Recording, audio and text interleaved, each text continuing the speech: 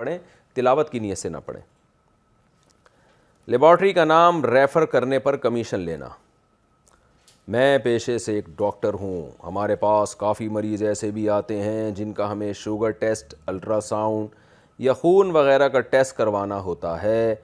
बहुत सारी लैब ऐसी हैं जिनसे हमें ये ऑफ़र की जाती है कि आप अपने मरीज़ को हमारे पास टेस्ट के लिए भेजें, जिस पर हम आपको 20% कमीशन देंगे। तो ये कमीशन लेना किस हद तक जायज़ होगा?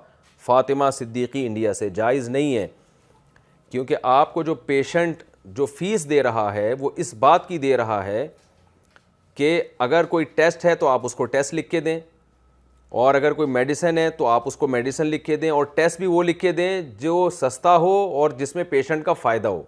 फ़ायदा किस में होता है? सस्ता टेस्ट और जो पेशेंट के घर के करीब हो, या कोई ऐसी लेबॉर्ट्री हो जो ज़्यादा बेशक दूर है लेकिन आप समझते हैं उसके रिज़ल्ट में एक्यूरेसी ज़्यादा है।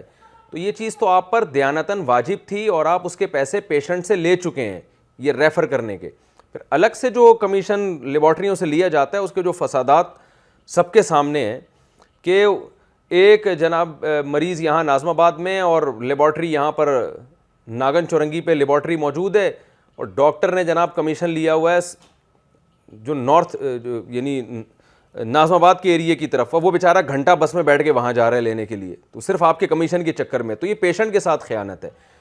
और बाज़ दफ़ा ये होता है कि एक लेबॉर्ट्री सस्ती है और उसका रिज़ल्ट भी अच्छा है, एक्यूरेसी उसमें ज़्यादा है, लेकिन आप सिर्फ अपने कमीशन के चक्कर में कहीं और पेशेंट को भेज रहे होते हो। तो ये सारा सेटअप ही गलत है। तो इसलिए आप अपनी फ़ीस बढ़ाकर पेशेंट से पैसे ज़्यादा ले लें, बेशक वो हलाल होंगे। गैर अखलाक़ी तो है पेशेंट को नचोड़ना, लेकिन वो नाजायज़ नहीं है। लेकिन ये जो डॉक्टर हजरात कर रहे होते हैं ये अमल बिल्कुल